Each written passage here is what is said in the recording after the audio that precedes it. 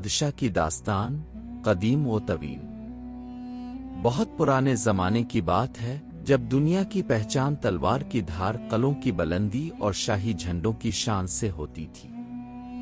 इस दौर में बादशाहत महज हुकूमत नहीं बल्कि तकदीर समझी जाती थी। जिसका तख्त मजबूत होता इसकी बात कानून बन जाती, और जिसका लश्कर ताकतवर होता वही हकदार ठहरता। मगर तारीख के औराक गवाह हैं कि ताकत, दौलत और लश्कर सब आर्जी होते हैं, जबकि अदल व इंसाफ वो चिराग है जो सदियों बाद भी रोशनी देता है। यही चिराग एक मुंसिफ बादशाह की जिंदगी में जलता रहा और इसी की रोशनी ने इसकी सल्तनत को अमर कर दिया।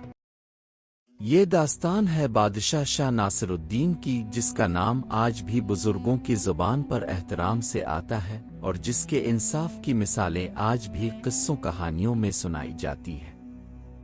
शाह नासिरुद्दीन की पैदाइश एक ऐसे वक्त में हुई जब सल्तनत अगरचे वसी थी मगर अंदरूनी तौर पर कई बीमारियों में मुब्तला थी। कहीं जागीरदार जुल्म करते थे, कहीं काजी रिश्वत लेते थे और कहीं ताकतवर कमजोर को दबा लेता था। अवाम दिल ही दिल में अल्लाह से फरियाद करते थे कि कोई ऐसा हुक्मरान आए जो उनके दुखों का मुदावा करे। नासिरुद्दीन के वालिद बादशाह शाह फखरुद्दीन खुद भी नेकनियत थे मगर उम्र के आखिरी हिस्से में कमजोर हो चुके थे। वो अक्सर कहते, मेरी सल्तनत को लश्कर नहीं इंसाफ की जरूरत है।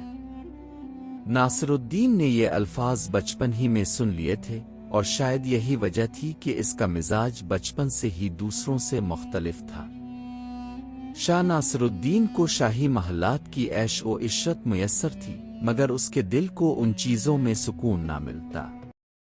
वो अक्सर महल के सहन में बैठकर खादमों की बातें सुनता, कभी बावर्ची से इसकी मुश्किलात पूछता और कभी सिपाही से इसके हालात मालूम करता। एक दिन इसने अपने उस्ताद मौलाना अब्दुल हक से पूछा, उस्ताद जी, अल्लाह के नजदीक सबसे पसंदीदा हुक्मरान कौन होता है? मौलाना ने मुस्करा कर जवाब दिया, वो हुक्मरान जो अपने आप को रियाया से बड़ा नहीं बल्कि उनका खादिम समझे। ये जुमला नासिरुद्दीन के दिल में उतर गया। इस दिन के बाद वो अलमदीन, फिक़ह, तारीख और हिकमत का शौकीन हो गया। इसे खास तौर पर उन हुक्मरानों की कहानियां पसंद थीं जिन्होंने अदल कायम किया था, चाहे वो अपने खिलाफ ही क्यों ना हो। वक्त गुजरता गया और एक दिन शाह फखरुद्दीन इस दुनिया से रुखसत हो गए। दरबार में सोग का समा था मगर सल्तनत को नए बादशाह की जरूरत थी। बड़े एहतमाम से नासिरुद्दीन की ताजपोशी हुई। कले के दरवाजे खोले गए, नक्कारे बजाए गए और उल्मा ने दुआ की। नासिरुद्दीन ने तख्त पर बैठते ही पहला खुतबा दिया, ए लोगो, आज मैं तुम्हारा बादशाह नहीं बल्कि तुम्हारा जिम्मेदार हूं। अगर मैंने इंसाफ किया तो मेरा साथ देना और अगर जुल्म किया तो मुझे अल्लाह के हुजूर जवाब दे समझना। ये अल्फाज सुनकर मजमा पर एक अजीब कैफियत तारी हो गई। लोग जान गए कि ये बादशाह आम हुक्मरानों जैसा नहीं। तख्त नशीनी के अगले ही दिन शाह नासिरुद्दीन ने हुक्म जारी किया कि हर जुमेरात को इन दरबान मजालिम ऊ लगेगा जहां कोई भी शख्स बिला रोक टोक अपनी फरियाद पेश कर सकता है। न कोई दरबान रोकेगा, न कोई सिफारिश चलेगी। ये हुक्म सुनते ही जालिम जागीरदारों के दिल कांप उठे, जबकि मजलूमों के दिलों में उम्मीद की किरण जाग उठी। पहला मुकदमा ही ऐसा आया जिसने बादशाह के अदल को सबके सामने वाज़े कर दिया। एक बूढ़ा किसान जिसके बाल सफेद और हाथ कांप रहे थे दरबार में दाखिल हुआ। इसने रोते हुए कहा, बादशाह सलामत, मेरी 3 नस्लों की जमीन एक सरदार ने जबरदस्ती छीन ली है। मैंने बहुत फरियाद की मगर कोई मेरी सुनता ही नहीं। वो सरदार भी दरबार में मौजूद था जो शाही खानदान का करीबी रिश्तेदार था। दरबारियों ने सोचा कि अब क्या होगा। शाह नासिरुद्दीन ने सुकून से दोनों की बात सुनी, गवाह तलब किए और कातिबों को पुराने रिकॉर्ड निकालने का हुक्म दिया। कई घंटों की समाअत के बाद सच सामने आ गया। बादशाह ने फैसला सुनाया, जमीन किसान की है और सरदार ने जुल्म किया है। जमीन फौरन वापस की जाए और सरदार जुर्माना अदा करे। ये सुनकर किसान सजदे में गिर गया और दरबार में मौजूद हर शख्स ने जान लिया कि इंसाफ वाकई जिंदा हो गया है। इस फैसले के बाद दरबार दो हिस्सों में बंट गया। एक तरफ वो लोग थे जो अब इंसाफ से डरने लगे और दूसरी तरफ वो जो बरसों बाद सुकून का सांस ले रहे थे। शाह नासरुद्दीन ने अपने वजीरों से कहा, अगर मेरा कोई हुक्म इंसाफ के खिलाफ हो तो मुझे रोक देना। ये बात किसी बादशाह ने इससे पहले नहीं कही थी। एक दिन शाह नासरुद्दीन भेस बदल कर बाजार में गया। इसने देखा कि एक ताजिर तराजू में कमी कर रहा है। बादशाह ने खरीदार बनकर सौदा लिया और तोल में कमी महसूस की। वापस आकर उसने फौरन हुक्म दिया कि इस ताजिर को दरबार में पेश किया जाए। ताजिर कांपता हुआ आया। बादशाह ने कहा, तूने चंद सिक्कों के लिए इंसाफ का खून किया है। ताजिर ने मुआफी मांगी।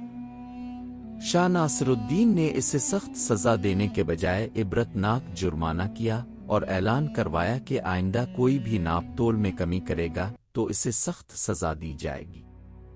चंद ही दिनों में बाजारों में ईमानदारी आम हो गई। एक दिन खबर आई कि बादशाह के अपने बेटे ने शिकार के दौरान एक गरीब चरवाहे का जानवर मार दिया है। मामला दरबार में पहुंचा।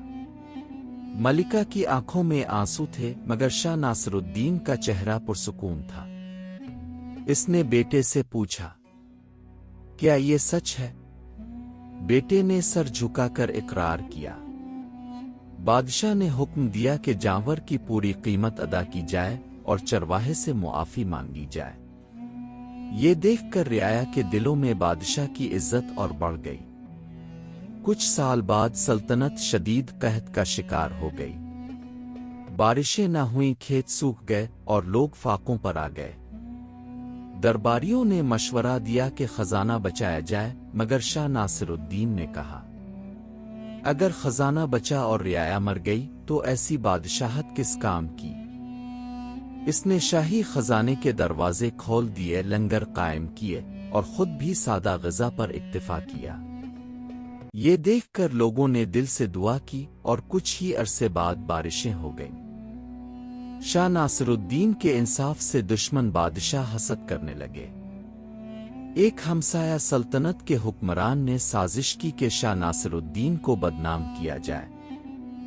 इसने झूठा खत फैलाया कि बादशाह खजाना छुपा रहा है। जब यह खबर शाह नासिरुद्दीन तक पहुंची तो इसने फौरन खजाना अवाम के सामने खोल दिया और हिसाब पेश किया। लोगों ने देखा कि एक सके का हिसाब मौजूद है। साजिश नाकाम हो गई। उम्र के आखिरी हिस्से में शाह नासिरुद्दीन बीमार रहने लगा। एक दिन इसने अपने बेटे और वजीरों को बुलाया और कहा, मैंने अगर कुछ छोड़ा है तो वो खजाना नहीं बल्कि इंसाफ की रवायत है। इसे जिंदा रखना। कुछ दिन बाद वो दुनिया से रुखसत हो गया। पूरा शहर रो रहा था। शाह नासिरुद्दीन के बाद भी इसके कायम किए हुए उसूल जिंदा रहे। लोग कहते थे, नासिरुद्दीन गया नहीं, इसका इंसाफ रह गया है।